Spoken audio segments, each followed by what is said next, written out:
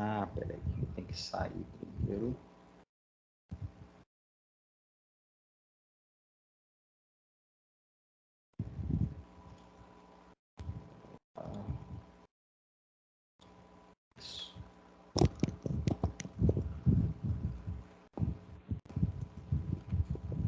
Bom, a tela está compartilhada aí com todos? Sim. Maravilha. Então vamos começar. Bom, o tema da nossa tutoria de hoje, né? Eu escolhi um texto que eu estudei durante o meu curso de mestrado na Universidade Federal do Triângulo Mineiro, numa das disciplinas. E eu selecionei esse texto porque ele tem tudo a ver com o perfil, né, da graduação que nós estamos tendo aqui na Unip. Então, a temática é o desafio da pesquisa na formação teórica e na prática do professor da educação básica. E aí, como base teórica, como fundamentação teórica, eu peguei esse texto aqui, né, intitulado As Políticas Educacionais e o Desafio da Pesquisa na Formação e na Prática do Professor da Educação Básica. Esse é um texto da professora Célia Maria Fernandes Nunes, né, e da professora Maria Amélia de Almeida. A professora Célia, ela é professora do Departamento de Educação da Universidade Federal do Ouro Preto, de Ouro Preto. E a professora Maria Amélia de Almeida, ela é professora do Departamento de Educação da Universidade Federal de Minas Gerais, a UFMG, né, que tem entre os melhores cursos na área da educação do Brasil, a UFMG. E esse texto que eu peguei como base teórica, como fundamentação teórica, ele foi publicado na revista da Faculdade de Educação da Universidade Federal de Goiás, no volume 32. Né? Depois eu vou compartilhar no chat, que ele é open, né? Ele é aberto ao público. Vou compartilhar o link desse texto no chat, no finalzinho aqui, para vocês, se vocês quiserem ler, aprofundar. Né? Então, a minha fala hoje vai ser a partir desse texto, dessa publicação científica que essas duas professoras de grandes universidades que estão pensando a educação, que estão pensando o curso de formação de professores, né, e universidades federais, que são os grandes centros de pesquisa que nós temos no nosso país. Então, como base teórica, eu selecionei esse texto para a gente estar discutindo hoje. E na medida da discussão, né, que a gente for trabalhando os conceitos, as ideias, se vocês tiverem alguma pergunta, vocês podem fazer a pergunta, podem fazer ela abrindo o áudio ou pode fazer pelo chat. E aí a gente vai discutindo, vai trabalhando, né? Nós estamos aqui, por enquanto, em poucos alunos, mas eu acredito que vai ser bem produtivo e bem proveitoso essa aula. Né? Nunca uma aula, nunca uma discussão teórica que a gente tem, né? Não no senso comum, mas no senso crítico, ela não deixa de ser proveitosa, ela não deixa de trazer alguma coisa boa para nós, para a nossa formação enquanto professor. Né? Então, nós estamos aqui hoje em pouco número, mas eu tenho certeza que o que nós vamos discutir aqui vai ser proveitoso para a nossa formação enquanto professor pesquisador. Já falando nisso, eu lembro, dando um exemplo, eu lembro uma vez que eu fui prestar um concurso em Ribeirão Preto, um concurso muito difícil, elaborado pela FUVEST, na qual eu passei na época. E eu lembro que naquela semana antes do concurso, eu estava lendo várias coisas, né, que as temáticas pedagógicas, a parte da legislação de educação e a parte específica. Eu estava fazendo um concurso para professor de história. E aí, num desses dias antecedendo ao concurso, eu peguei um livro que falava sobre a história dos Estados Unidos, assim, e dei uma folheada nesse livro. E aí eu me interessei por uma parte do livro. Me interessei e li aquele capítulo por inteiro. Resultado, os dias passaram, cheguei no domingo e tinha uma das perguntas que caiu naquela prova foi sobre a história dos Estados Unidos. Nem passava pela minha cabeça, né, que ia cair aquela temática. Eu peguei assim mais para o conhecimento, mais para o meu próprio conhecimento, para a minha própria formação, e o resultado foi que caiu numa das perguntas, né? E isso contribuiu para mim passar naquele concurso. Então, por que eu estou dizendo isso? Porque tudo que a gente faz, a partir do senso crítico, a partir da nossa formação enquanto professor, nós não vamos perder nada. Nenhuma gota desse copo teórico vai ser desperdiçado. Vocês podem ter certeza. Ao longo da nossa jornada, da minha e da jornada de vocês, nós vamos utilizar isso no nosso cotidiano, na sala de aula. Nós já utilizamos muito, né? E nós vamos continuar utilizando. E por que eu escolhi esse texto como base teórica? Porque esse texto foi uma pesquisa que essas duas professoras fizeram dentro da Universidade Federal de Ouro Preto. Elas pegaram alunos de vários cursos de licenciatura que estavam ali estudando, alunos que estavam fazendo a primeira graduação e alunos que estavam fazendo a segunda, a terceira graduação. Então, elas aplicaram um questionário para conhecer, para saber, né, sobre aquilo que elas estavam perguntando a respeito da educação, que eu já vou falar daqui a pouco.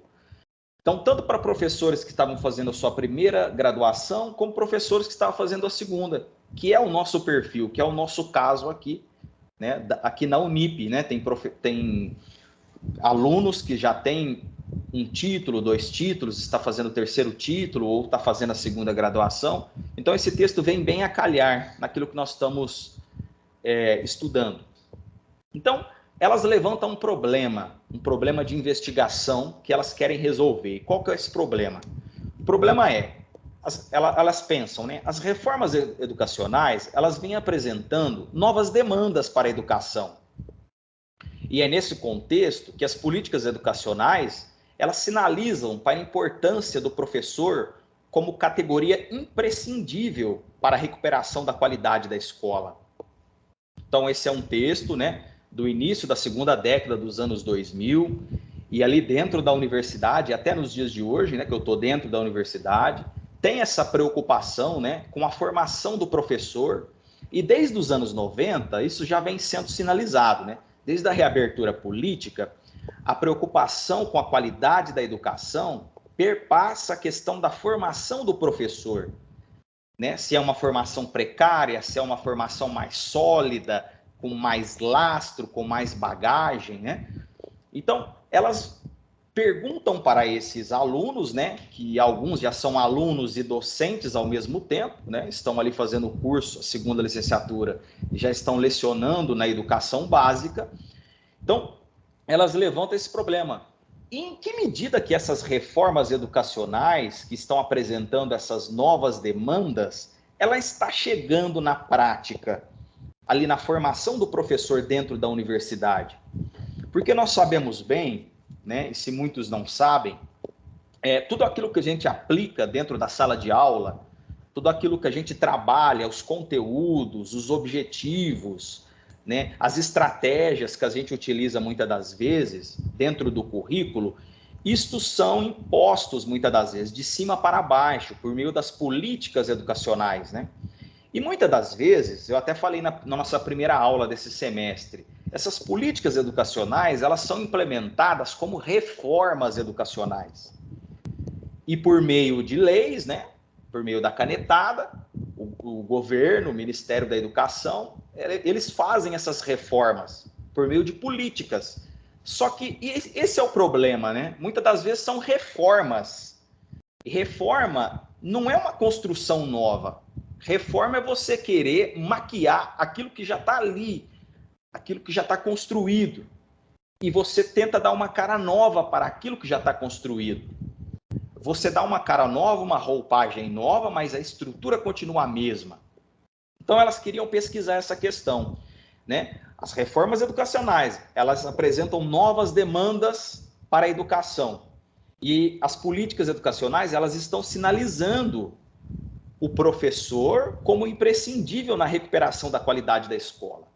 Porque durante a década de 60, de 70 e a década de 80 e o comecinho da década de 90, nós vivemos um currículo oficial que foi pautado muitas das vezes por políticas educacionais da ditadura militar. E a qualidade do ensino caiu muito naquela época. E com a redemocratização, né, em 1988, com a abertura da educação, com a democratização da educação, né, nós tivemos uma queda muito brusca da qualidade da educação. Então, como recuperar essa qualidade da educação? E aí, as pesquisas e as políticas educacionais, elas começaram a sinalizar no professor. É como se os dardos fossem apontados diretamente para o professor. Isso gerou problemas num primeiro momento, porque o professor, e até hoje é assim, né? Quem está fazendo a segunda graduação, quem já é professor sabe muito bem disso, que o fracasso educacional, a culpabilidade do fracasso educacional recai sobre o professor. Então elas querem pesquisar isso, né, com seus alunos ali na Universidade Federal de Ouro Preto. Tanto alunos que estão fazendo a primeira graduação, como alunos que estão fazendo a segunda graduação, que já trabalham na educação. Principalmente quem já tinha o magistério, estava fazendo o curso de pedagogia, ou quem já tinha pedagogia, estava fazendo o curso de letras e assim por diante. Então, como objetivo geral dessa pesquisa, dessa grande pesquisa que elas realizaram, né, e publicaram nessa revista da Federal de Goiás, tinha como objetivo geral problematizar acerca da necessidade de se repensar a formação e a prática docente. Como que nós podemos repensar a formação docente para mudar a prática docente dentro da sala de aula? Então, é pegar em nível macro a formação dele enquanto teoria e olhar para ele na prática, no seu cotidiano. E como que a sua formação teórica contribui para a sua prática docente? Pensando na questão que foi levantada lá desde o início dos anos 90, a questão do ideal de formar o professor pesquisador e de formar o professor reflexivo, que reflete sobre a sua prática, né? Total vir a ser a todo momento, o professor reflexivo e o professor pesquisador. E aí elas definem como objetivo específico, né? Então, para a gente pensar esse professor, né, anteriormente aqui, esse professor pesquisador, para a gente pensar a relação entre as políticas educacionais e como está sendo formado esse professor pesquisador, né, que é o objetivo geral, elas elaboram um objetivo específico, que é analisar o conceito de professor pesquisador na realidade educacional brasileira, com base na literatura, que são as publicações dos artigos, as publicações dos livros, e também nos documentos oficiais. Os documentos oficiais são aqueles que estabelecem as políticas educacionais e aquilo que o professor lá embaixo vai aplicar, vai reproduzir dentro da sala de aula. Então, ela queria fazer uma triangulação, podemos dizer assim, né? O que está sendo falado sobre o conceito de professor pesquisador na realidade educacional, dentro da sala de aula, na literatura, nas publicações dos artigos, nas publicações dos livros, e o que está sendo falado, o que é o professor pesquisador dentro dos documentos oficiais, né, que muitas das vezes são impostos para nós de maneira vertical, de cima para baixo, né? Relacionados à área da formação de professores, né, levando em conta a nossa própria atuação profissional como professoras dos cursos de licenciatura da Universidade Federal de Ouro Preto e atuando na formação de professores da educação básica, porque essas duas professoras, elas tinham uma grande preocupação na época de como que nós estamos formando os futuros professores. Como que está sendo essa formação? Será que o nosso currículo está abarcando a formação do professor? Será que ele está saindo daqui dentro da Universidade Federal com uma formação deficitária? Como que está essa formação desse professor? E como que está essa formação dentro da sala de aula? Porque a formação de professor, ela é muito importante para posteriormente esse professor atuar dentro da sala de aula. Porque se o professor tiver uma boa formação, ele vai ter mais manejo, ser mais maleável, ser reflexivo, pesquisar sempre, para ele poder superar os obstáculos que são levantados dentro da sala de aula, né? No cotidiano da educação básica. Então, elas tinham essa grande preocupação enquanto professoras, formadoras de professores, né? Que é essa preocupação que eu estou tendo aqui com vocês durante a tutoria, demonstrar para vocês, refletir, a gente pensar o que está sendo pensado dentro da universidade, o que está sendo falado sobre a formação de professores, tentar trazer para vocês mais um ideal mais realista e não romântico da educação, desnaturalizar os ideais românticos da educação e tentar mostrar como está a educação brasileira nos dias de hoje e o que nós vamos enfrentar na prática, no cotidiano escolar, né, quando a gente estiver dentro da sala de aula, enfrentando ali os nossos percalços, preenchendo a burocracia papelada do governo, que a caderneta, a chamada, as notas, e ao mesmo tempo tentando controlar ali a questão da disciplina e da indisciplina dentro da sala de aula, e ao mesmo tempo tentando construir com os alunos conhecimento científico. É uma carga muito grande, muito pesada que está nas nossas costas, né? Um fardo muito pesado. Então, elas queriam ver isso, porque a partir dessa pesquisa, elas poderiam mudar o currículo das licenciaturas dentro da Universidade Federal de Ouro Preto, para adaptar essas mudanças, né? Eu lembro muito bem que eu trabalhei com o texto do Yuval Harari, né, na minha primeira palestra que eu dei para vocês esse semestre, e eu fechei dizendo, a mudança é a única constante. Nós estamos vivendo num mundo de mudanças drásticas, rápidas. O aluno de ontem não é o mesmo aluno de hoje, o aluno desse ano não vai ser o mesmo aluno do ano que vem.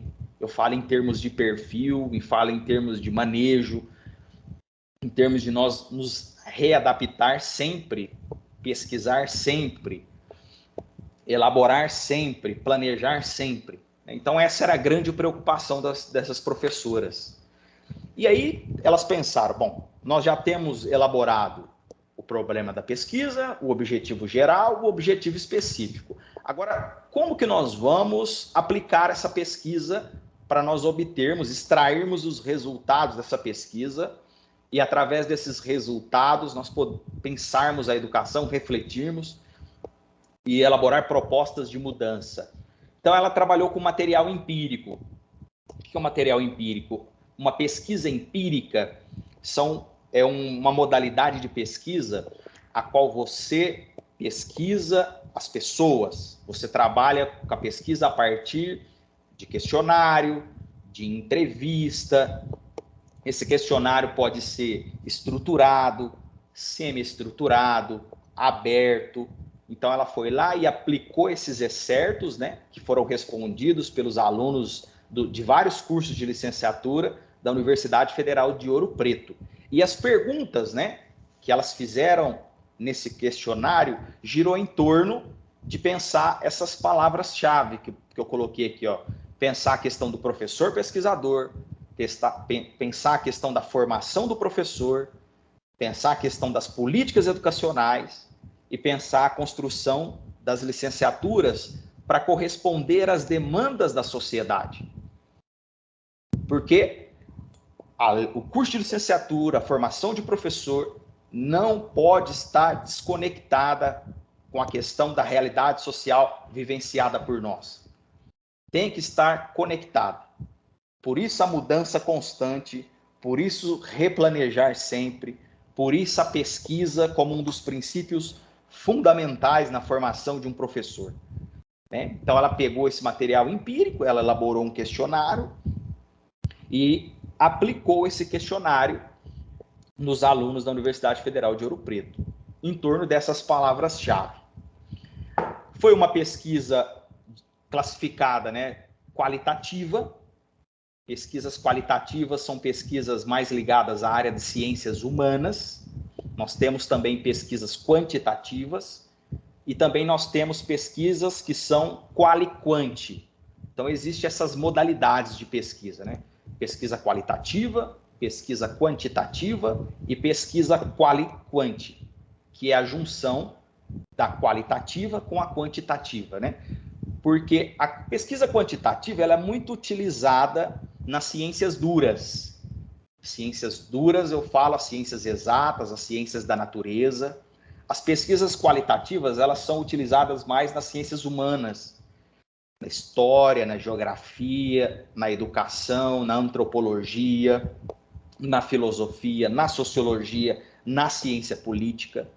Bom, então uma pesquisa qualitativa e a sua natureza é uma pesquisa básica. Também nós temos outras modalidades de pesquisa em relação à natureza.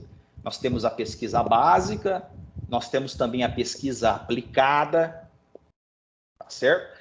E essa pesquisa também, ela foi uma pesquisa bibliográfica e documental. Então ela pegou a pesquisa empírica, que foram as respostas dos alunos nos questionários, ela pegou o referencial teórico, que é a bibliografia, o que os autores estão dizendo sobre aquele tema, e ela pegou o que as políticas educacionais estão dizendo sobre aquele tema, que é os documentos oficiais. Então ela trabalhou aí triangulando com 3 modelos de buscar conhecimento, 3 formas de adquirir conhecimento. O conhecimento que os alunos responderam, o conhecimento que estava nos livros e o conhecimento que estava nos documentos, triangulou isso de maneira crítica para tentar achar um denominador comum, né? E como instrumento de pesquisa, ela utilizou, né, esses excertos respondidos, né, pelos alunos da Universidade Federal de Ouro Preto. Então, vem o primeiro ato, a parte teórica. O que as políticas educacionais vêm dizendo? O que os documentos oficiais governamentais vêm dizendo sobre a questão da licenciatura, da formação de professor e a questão de formar o professor pesquisador, né? E muitas das vezes, igual falei no início da nossa aula, essas políticas elas vêm verticalizadas, elas vêm impostas de cima para baixo. Isso é uma crítica que eu faço, não só eu, grandes pesquisadores, grandes professores universitários e nós que estamos no cotidiano da sala de aula, nós sabemos. Vem posto, né, de cima para baixo. Olha, é isso aqui que foi escolhido e aplica isso na sala de aula. Isso muitas das vezes não dá certo, porque aquilo que está verticalizado está num eixo totalmente diferente da horizontalidade, que é a sala de aula, né? Que é o nosso cotidiano, que nós vivenciamos a cada dia. E muitas das vezes a gente tenta aplicar aquilo que está de cima para baixo e não dá certo. Então, o primeiro ato, as políticas educacionais verticalizadas. O que dizem os documentos oficiais? Então, o documento oficial governamental está falando assim, ó, nós precisamos urgentemente de formar professores pesquisadores. Porque só formando os professores pesquisadores, nós vamos conseguir recuperar a qualidade da escola. A qualidade da escola que caiu durante a ditadura militar e durante a abertura, a democratização da educação. Porque nós sabemos, né, falar um pouco de história da educação, até nos anos 70, mais ou menos, né, todo o século XX, a maior parte do século XX, a educação não era democratizada para todos. Pelo contrário, era para poucos. E quem conseguia chegar, né, no segundo grau eram poucas pessoas, não é igual hoje. E quem conseguia chegar no terceiro grau, era assim que era chamado, né, era um número muito menor ainda. Né, de uns anos para cá, dos anos 2000 para cá, que foi mais aberto, isso conseguimos inserir mais pessoas dentro do ensino superior, para fazer cursos superiores. Então, essas políticas verticalizadas, ela vem. Nós precisamos formar professores pesquisadores. O objetivo é recuperar a qualidade da escola. Isso aqui, meninas e rapazes que estão assistindo essa palestra, foi um grande problema, porque a partir dos anos 90, começaram a se culpar os professores pelo fracasso educacional. Então, o governo começou a culpar o professor pelo fracasso da educação básica. Ensino Fundamental 1, Ensino Fundamental 2. E eles foram criando vários tipos de instrumentos quantitativos para poder medir numa régua a qualidade da educação. Porque o Brasil nesse momento, começou a crescer, começou a se desenvolver, e para conseguir mais financiamento externo do Banco Mundial e dos grandes financiadores externos, eles precisavam melhorar o número da educação no Brasil. Então, eles começaram a querer utilizar as pesquisas dentro da universidade e culpar os professores pelo fracasso da educação, pela má qualidade do ensino, pela má qualidade da formação desses alunos, né? Então, esse é o primeiro ponto, formar professores pesquisadores, é isso que está dizendo as políticas verticalizadas. E aí vem as diretrizes curriculares nacionais para a formação de professores da educação básica, por meio do parecer do Conselho Nacional de Educação, parecer 9 de 2001. Né?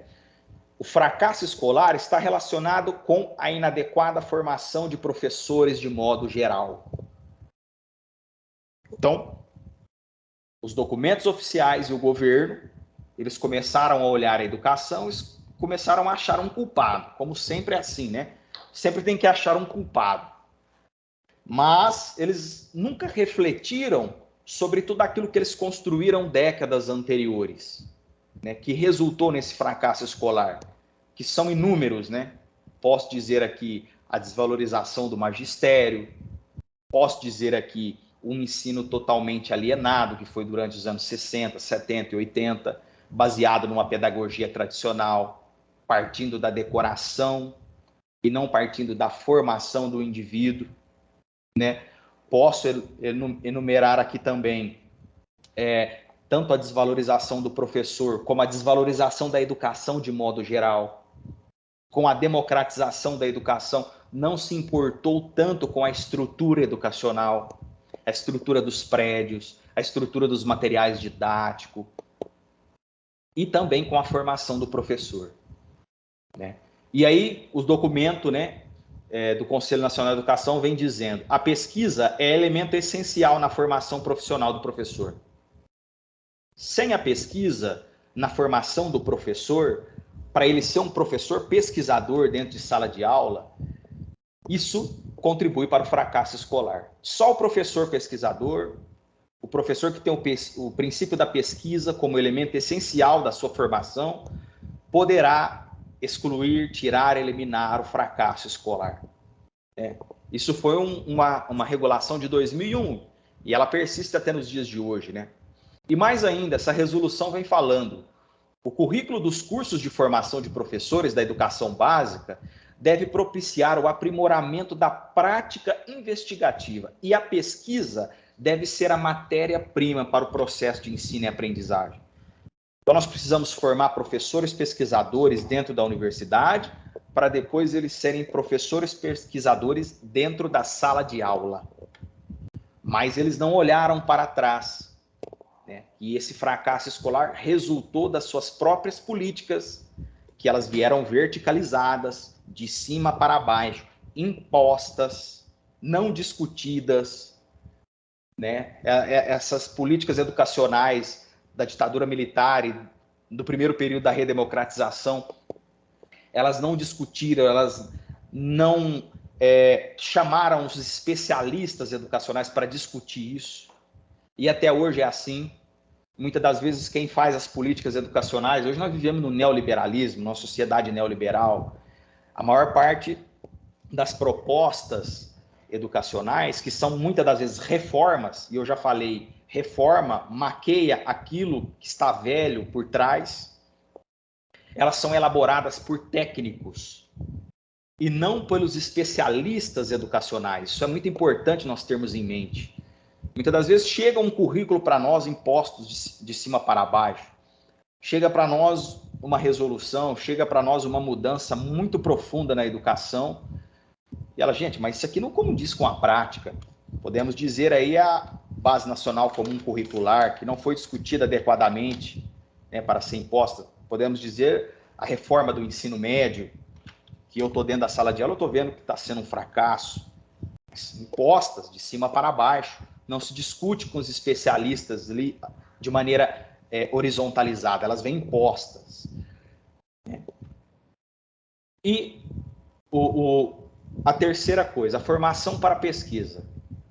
A formação do professor para exercer a sua prática pedagógica, relacionando o ensino com a pesquisa. Então, todos esses slides que eu estou apresentando aqui para vocês são aquilo que está vindo das políticas educacionais, aquilo que está vindo de cima para baixo, do governo, do MEC, por meio dessas resoluções, dessas diretrizes. Né? Só que eles não nos diz e eles não formam os professores que estão ali para se adaptar a essas novas políticas. Eles querem que essas políticas sejam aplicadas, mas sem serem discutidas, sem serem orientadas pelos professores que estão ali na sala de aula. E nós e vocês, quem está fazendo a primeira graduação e quem vai fazer as posteriores, vocês vão presenciar isso muito dentro da sala de aula. Aquilo que vem de cima para baixo.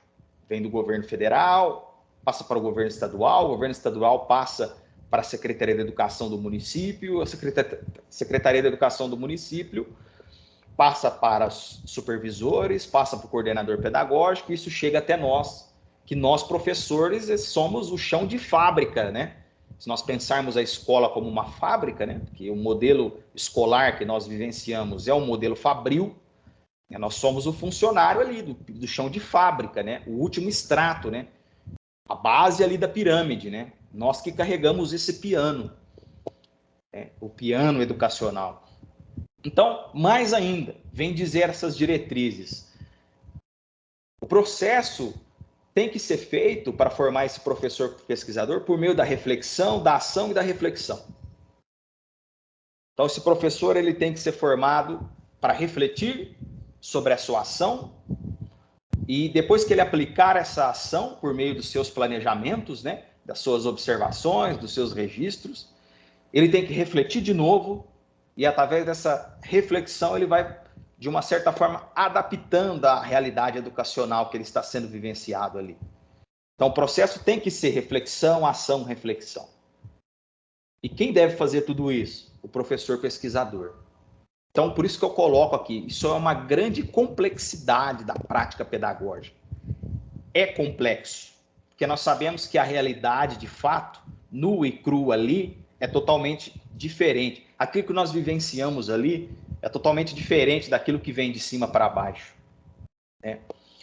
E aí, depois dela fazer todo esse levantamento, analisando o que está dizendo os documentos oficiais, ela vem para os resultados da pesquisa. Então, ela pega os documentos, elas pegam a bibliografia, o que os autores estão dizendo, e elas pegam as respostas dos alunos da Universidade Federal de Ouro Preto e faz o confronto entre os documentos oficiais, a realidade vivenciada por esses alunos, que já são muitas das vezes professores da educação básica, e o referencial teórico ajuda essas professoras a interpretar isso, né? Aí tem os resultados da pesquisa, que agora eu passo a demonstrar. Então, o que está dizendo as pesquisas acadêmicas? As pesquisas acadêmicas estão fazendo uma crítica. Então, critica o distanciamento entre a universidade e a realidade escolar. Então, aquilo que o governo está dizendo, o currículo das universidades não está preparando o professor corretamente, adequadamente, para ele vivenciar a sua prática pedagógica dentro da sala de aula. E aí, quando o professor chega, né, ele vai, faz o curso, 4 anos, estuda, passa num concurso público e entra dentro da sala de aula. Aí ele começa a refletir, né, fazer esse processo da reflexão, professor reflexivo. E começa a refletir, falando, nossa, tudo que eu aprendi de teoria, tudo que eu aprendi nas aulas práticas, ali nos seminários que eu apresentei dentro da universidade, não está condizendo com o que está acontecendo aqui na realidade escolar. Então, é o que está escrito aqui, ó, o distanciamento entre os pesquisadores universitários, dos professores da educação básica, revela a sua fragilidade em reconhecê-los como sujeitos produtores de conhecimentos. Porque a distância está muito grande. Eu estou lá dentro e eu sei, a distância é muito grande. A distância em nível teórico, em discussão teórica, com a prática escolar, com a realidade escolar, que não é homogênea, vocês sabem disso, é heterogênea. E cada classe tem a sua heterogeneidade. Então, o que está sendo discutido dentro da universidade não está condizendo com aquilo que está sendo feito na prática. A prática está muito distante daquilo que está sendo discutido dentro da universidade. E com isso, contribui, né, muitas das vezes, para o fracasso escolar.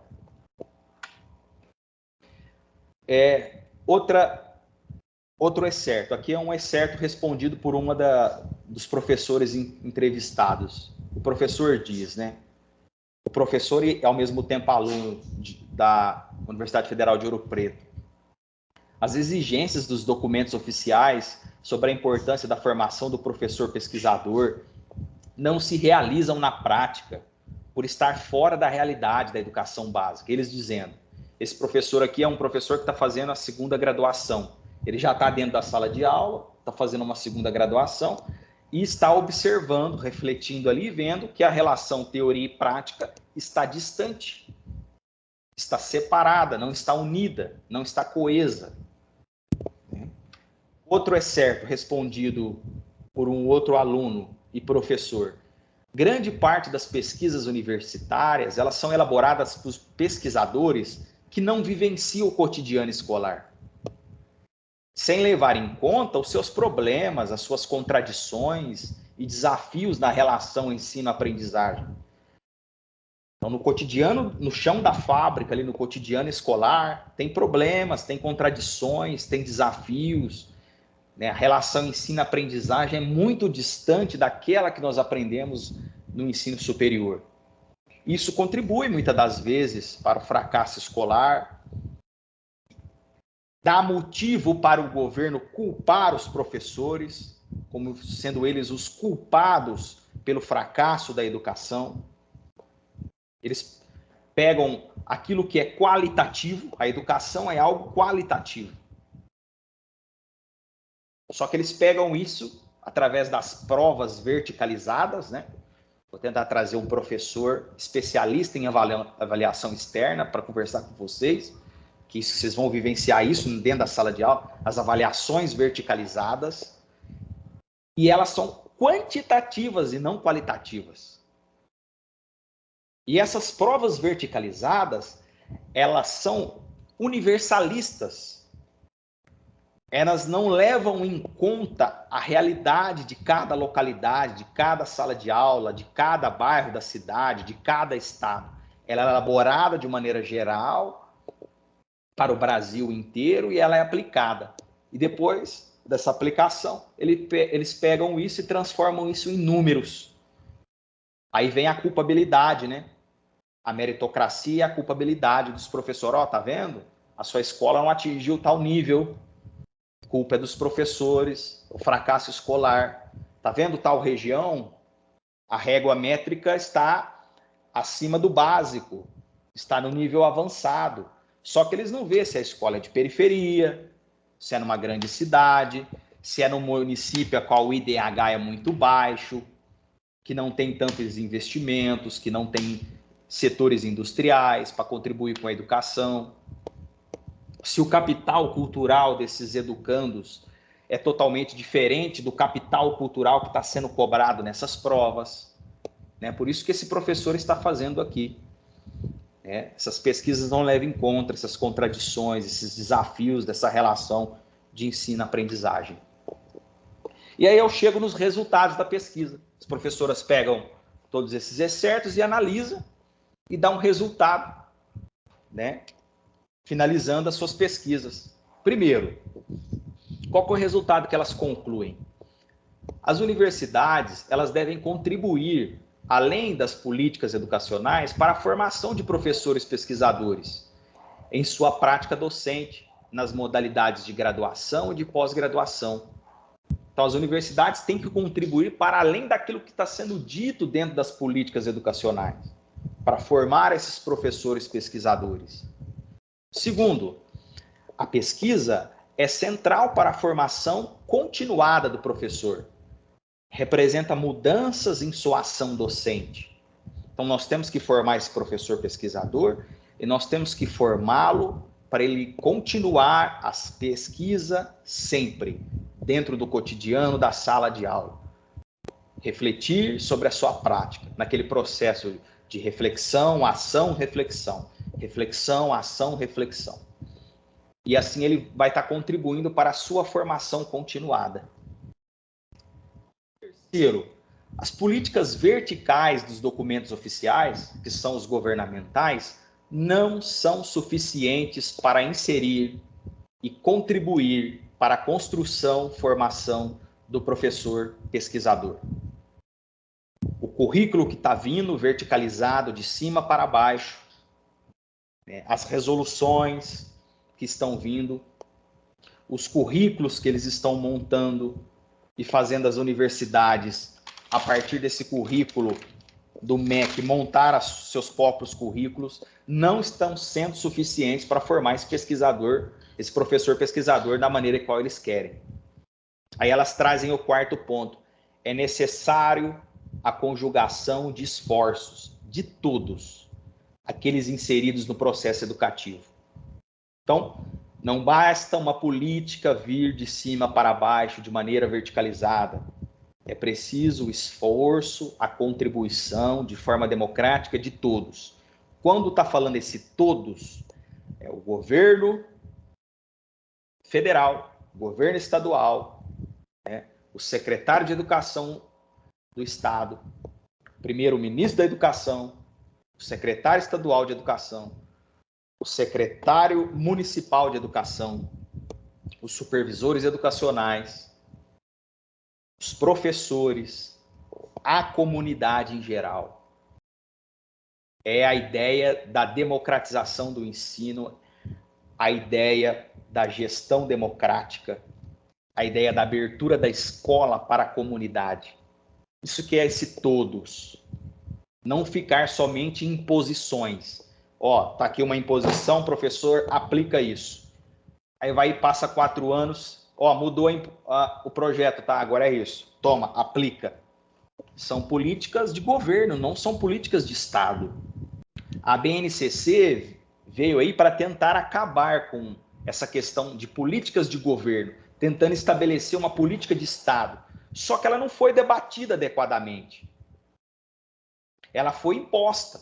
As discussões que ocorreram foram poucas frente à mudança que eles queriam fazer, tentando acabar com reformas e estabelecendo aí uma nova maneira de conceber e de pensar a educação. Então tem vários. Hoje, se você for pesquisar no Google Acadêmico, né, no Cielo e outras bases de artigos científicos, se você for lá conjugar as palavras, né, BNCC, END, e coloca ali o que você quer procurar, você vai ver a quantidade de material de forma crítica, criticando essa imposição. E aí vem o ensino médio, né? Reforma do ensino médio. Cara, reforma. Professores, reforma. Reforma maqueia aquilo que está velho por trás daquilo que você quer camuflar. Reforma é para camuflar algo velho, para camuflar algo que não quer ser mudado.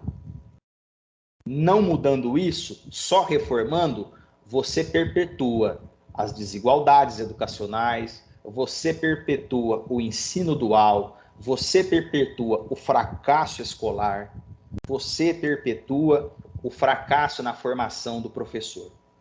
Então, todas essas questões têm que serem revistas, têm que serem pensadas, né, para a gente poder formar esse professor pesquisador que reflete sobre a sua prática. E ela traz o quinto ponto, né? A prática da pesquisa torna-se realmente central na formação continuada e na atuação do professor como elemento propulsor de mudanças diante da complexidade que envolve a ação docente. E o número 6, desenvolver uma prática investigativa que o professor poderá estimular os seus alunos para o exercício da busca e da descoberta. Daí vem, né, as questões, a questão do professor como mediador e não o professor como aquele transmissor do conhecimento clássico. E aí, dependendo de cada autor, ele vem com um conceito, com a nomenclatura, com um paradigma aí estabelecendo, né, sendo estabelecido. Mas é essas conclusões que as autoras chegam, né? As políticas verticais não estão dando conta, a formação do professor ainda continua sendo deficitária, é necessário esforços de todos, não pode ser vertical, tem que ser horizontalizada, só assim as mudanças acontecerão e só assim nós poderemos começar a pensar uma nova educação e tirar o Brasil, né, o nosso país, né, lá embaixo, né, nos números esses que são números métricos, né, quantitativos e não qualitativos, né? Esses números que colocam o Brasil lá embaixo na qualidade de ensino, na qualidade da educação nacional. Então, é isso que eu queria passar para vocês essa noite, né? Passar para vocês, trazer essa contribuição desse texto, dessas autoras que estão pensando, tentando pesquisar de maneira diferente o desafio da educação, que é um desafio que não pode parar, ele tem que se renovar, porque a educação ela muda constantemente. Nós vivemos uma sociedade pautada na mudança, na transformação, e a mudança é a única constante, certo? Eu trouxe um excerto aqui que eu tirei da pesquisa. Essa aqui é a pesquisa inteira, né, do artigo que elas publicaram. Vocês estão conseguindo enxergar esse PowerPoint, esse PDF? Ele está aparecendo aí para vocês, meninos? Tá sim. Só essas duas partes aqui, que foram as respostas dos professores que estão fazendo segunda graduação, igual vocês. Aqui, o professor R. Não sei se vocês com certeza devem saber, quando nós fizemos uma pesquisa empírica, não pode aparecer o nome de quem respondeu o questionário ou a entrevista. Sempre nós colocamos uma letra ou número, certo? Por causa do comitê de ética, né? Por isso que aparece aqui o professor R. Então, o professor R fala: as teorias estudadas durante a formação do professor, muitas vezes, fogem um pouco do cotidiano da maioria das escolas do ensino fundamental e médio, principalmente as públicas. Nesses casos, o professor tem que desempenhar vários papéis. O primeiro deles é o de adaptador, isto é, ele deve traduzir e adaptar as teorias acadêmicas ao contexto escolar em que atua. O professor R, que é uma mulher, ela está fazendo o curso de letras na Federal de Ouro Preto e ela é professora da educação infantil, ela já tem uma graduação. E o outro professor que está na mesma condição, uma professora também. Nossos alunos não conseguirão, não tem base para isso, ou não temos tempo a perder com projetos que não levam a nada. Somam-se a isso o fato de que os professores, em sua maioria, lecionam em várias turmas, de escolas diferentes, e realmente não têm tempo de realizar pesquisas ou apropriar-se de pesquisas alheias e adaptá-las à sua realidade. Também ela é professora da educação infantil e está fazendo o curso de letras. Então, aqui, eles estão aqui, na verdade, criticando, né, essas políticas verticalizadas, né, que vêm de cima para baixo e que muitas das vezes o professor não dá conta dessas demandas, né? Nós sabemos muito bem disso. E aí é isso que eu queria passar para vocês. Muito obrigado aqui a Janaína, o Cleiton, a Jaqueline, a Vanessa e a Graziella. Vocês têm alguma pergunta para fazer? Eu estou à disposição. Pode ser em áudio, para a gente pensar, refletir, pode ser aqui no chat.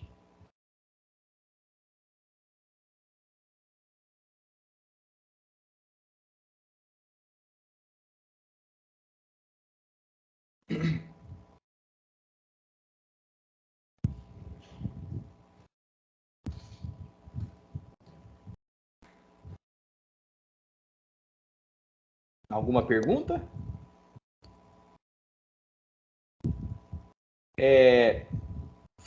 Qual de vocês aqui está fazendo segunda graduação? Já tem a primeira graduação? E quais estão fazendo aqui a primeira graduação?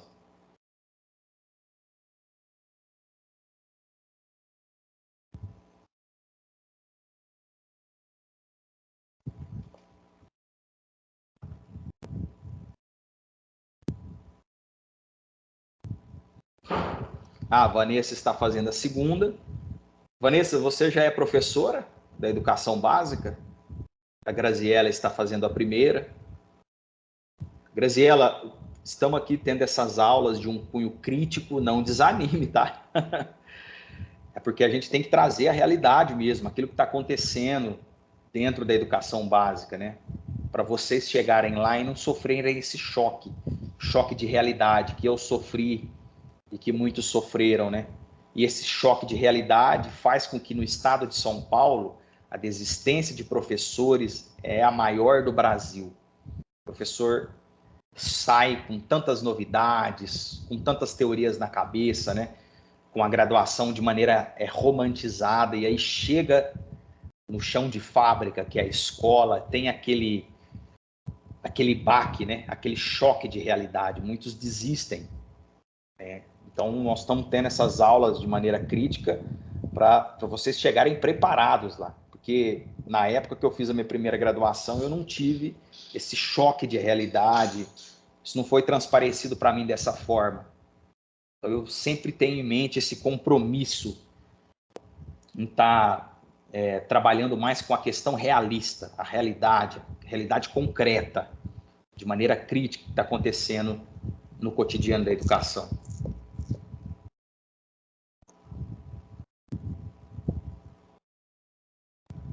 Na verdade, foi mais ou menos isso.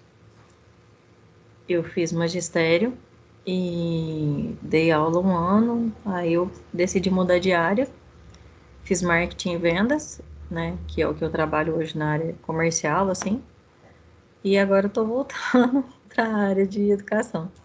Que bom. Aí, você está fazendo pedagogia, Vanessa? Pedagogia. Uhum. Ah, que bom. Um bom curso. Tô gostando. E abre muitas áreas, muitos campos, né? Tem vários ramos aí na pedagogia, abre muitas portas. Sim. Uhum. E para ter essas portas abertas, nós temos que ter uma boa formação. Minha preocupação é muito com isso. Apesar de vocês estarem cursando o curso EAD, né? Mas o curso da Unip, ele é muito bem montado, muito bem construído, né? Isso é muito importante. E a Graziella aqui está falando, né? Estou fazendo a primeira. A gente já começa o choque de realidade no estágio. É verdade. Quando a gente começa a fazer o estágio, a gente vê a realidade concreta, né? Por isso que é importante, tem professores, como por exemplo, a professora Selma Garrido Pimenta, ela fala, a professora Bernadette Gatti também, que são grandes pesquisadoras da área da educação, da área da pedagogia, elas falam, gente, o estágio ele tem que começar junto com as disciplinas teóricas. E elas criticam muito, o Graziella, a Vanessa, a formação do professor aqui no Brasil, porque desde os anos 30, quando se criou o Ministério da Educação, a formação do professor no curso de licenciatura é uma formação bacharelesca. O que é uma formação bacharelesca? É uma formação para formar só o pesquisador e não o professor pesquisador. Então elas criticam muito isso. A Selma Garrido Pimenta fala, né, que o estágio já tem que iniciar ali junto com as disciplinas teóricas. E as disciplinas teóricas elas têm que ter práticas. Ela defende muito, por exemplo, num curso presencial, ela defende muito que as disciplinas ligadas à área da educação, né, didática, prática de ensino, currículo e avaliação, essas disciplinas, elas precisam, ela fez até essas experiências, tem um bom artigo dela que ela fala isso, eu posso até tentar colocar aqui no chat, ela fala, tem que unir. Então, Quem está fazendo letras, quem está fazendo pedagogia, quem está fazendo história, quem está fazendo geografia, na hora dessas disciplinas, esses alunos eles têm que se unir, cursar essas disciplinas junto, para trocar ideias, trocar experiências, trocar informações, porque a hora que eles vão chegar lá dentro da sala de aula, Vanessa, Cleiton, Jaqueline, Graziella, essas disciplinas vão estar lá, a história vai estar lá, a geografia vai estar lá, né? A educação física vai estar lá, a língua portuguesa vai estar ali, a matemática.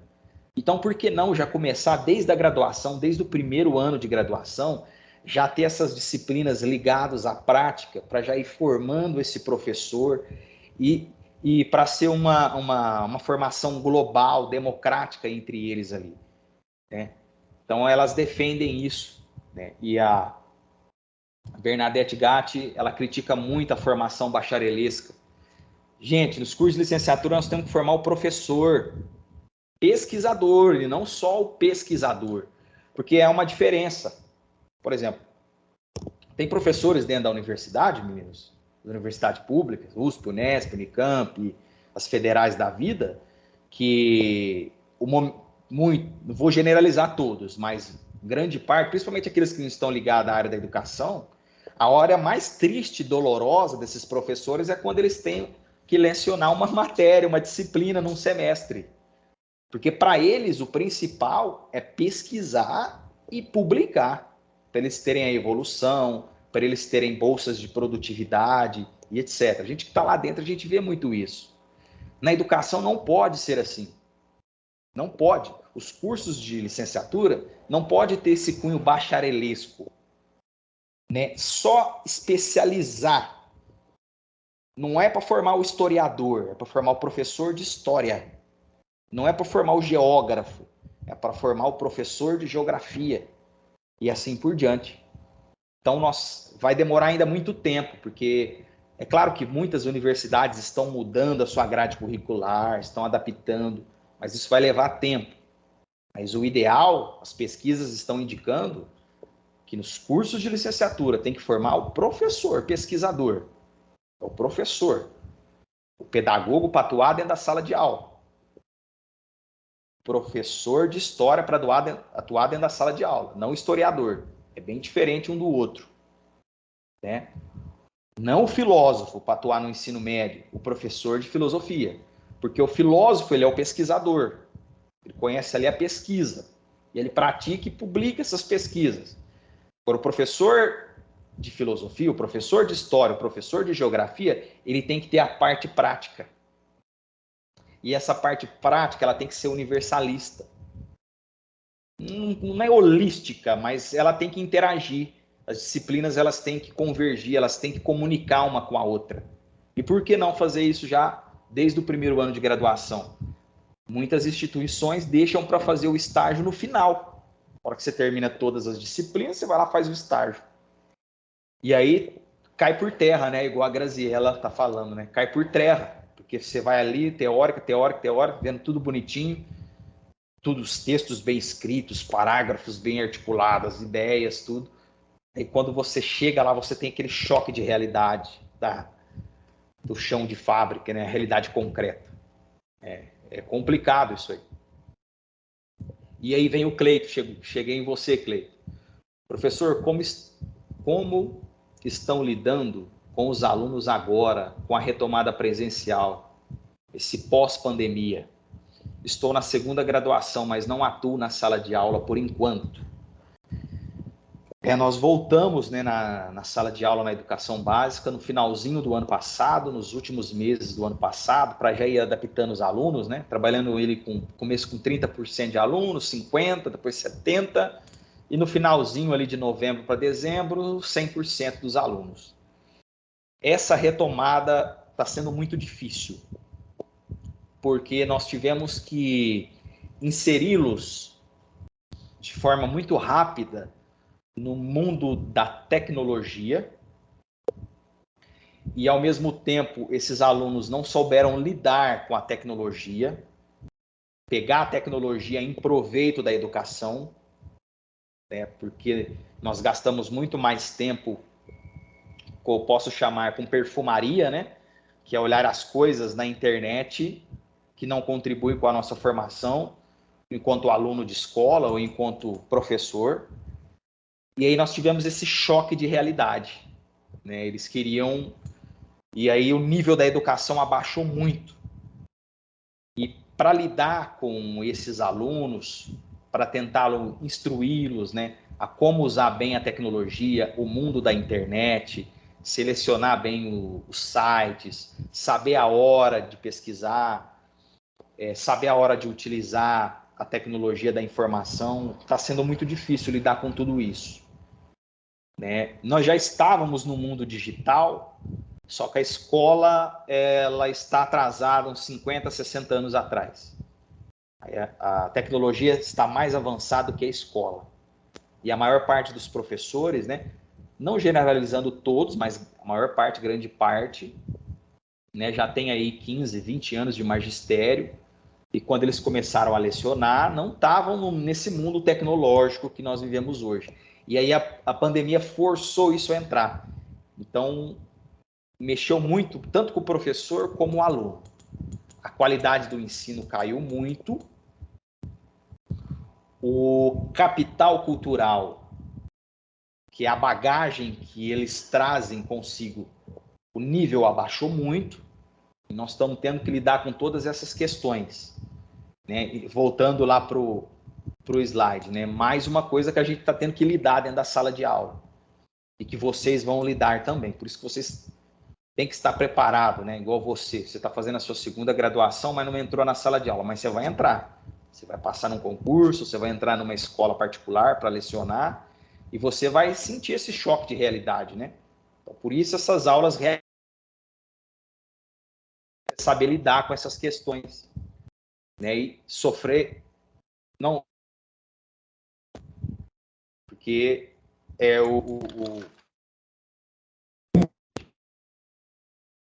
a teórica, a teoria com a prática.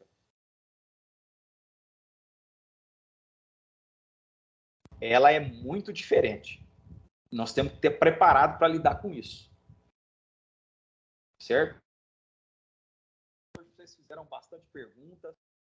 Já quero adiantar para vocês, os professores amigos meus, professores altamente capacitados. Na semana que vem, nós temos um professor, mestre que está entrando no doutorado, que já atua na educação básica, para ser especialista sobre o ensino médio. Não sei se vai ser esse o tema da palestra dela. Ela é especialista nessas mudanças, nessas formas que estão sendo. Vai vir aqui trazer contribuições valiosas para nós. E todas essas tutorias que a gente está tendo também vai contribuir para vocês, viu, gente, na hora do concurso, vocês podem ter certeza.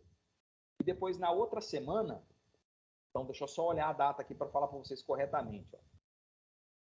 No dia 9 vai ser essa professora. E no dia 16, nós vamos tentar fazer uma mesa redonda aqui com vocês, com 2 ou 3 professores universitários, para a gente estar pensando, refletindo sobre a educação, sobre a formação do professor, sobre a formação continuada, né? Sobre o desenvolvimento profissional docente. Então, na semana do dia 9, que a semana que vem não vai ter aula por causa do feriado, finados, na semana do dia 9, então nós teremos aqui uma professora muito bem capacitada para estar conversando com vocês. Na semana do 16, nós vamos tentar montar uma mesa redonda, com 2 ou 3 professores, por meio da minha mediação. E na semana do dia 23 também nós vamos tentar trazer mais um professor universitário para estar aqui conversando com vocês, para a gente estar pensando, discutindo a educação. Tá certo? Muito obrigado pela participação de vocês. E se vocês tiverem mais alguma dúvida, manda para mim aqui. Eu já bebi quase uma garrafa de café, eu estou super motivado. Eu dei poucas aulas hoje, só o dia inteiro, só 12 aulas, com essa 13. E é mais um também dilema que vocês vão enfrentar. A desvalorização docente, um cargo só, muitas das vezes, não dá para a gente manter uma família e a gente tem que ter 2 cargos. Quem já está aí na educação sabe disso. E aí a jornada de trabalho fica longa, e aí as preparações das aulas, elas se complicam. Mas isso a gente vai conversando ao longo desse semestre.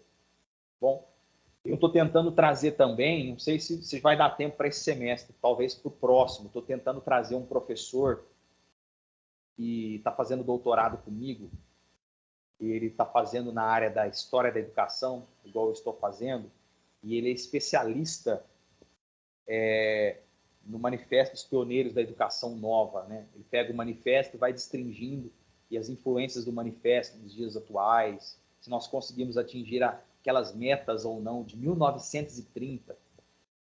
Então eu estou tentando trazer ele. Ele é muito ocupado, ele trabalha na UFTM e faz doutorado lá na UFSCar, e eu estou tentando trazer ele, estou conversando com ele para a gente marcar uma data. No semestre que vem eu vou tentar trazer o coordenador do curso de educação da. Então, estou tentando trazer pessoas aí altamente capacitadas para estar falando com vocês e para estar dentro da formação de vocês. Bom, do demais, eu quero agradecer vocês por terem participado dessa aula. Na semana que vem não teremos aula por causa do feriado, mas na próxima espero que vocês estejam aqui presentes, participando conosco.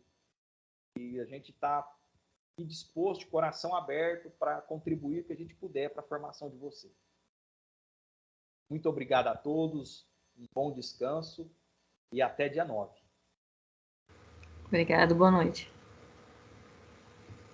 Boa noite.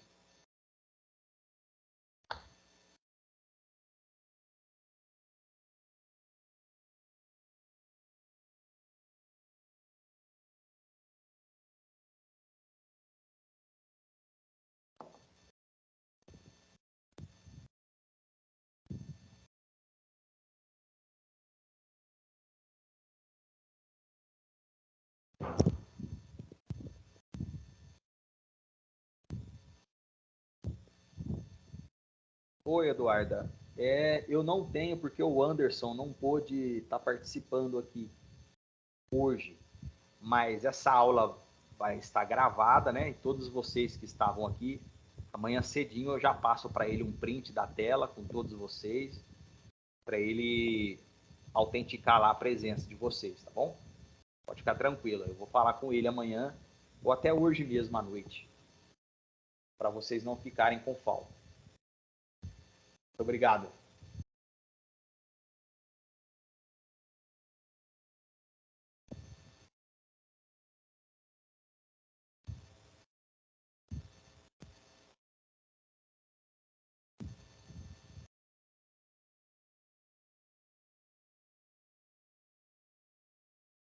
Obrigado para você também.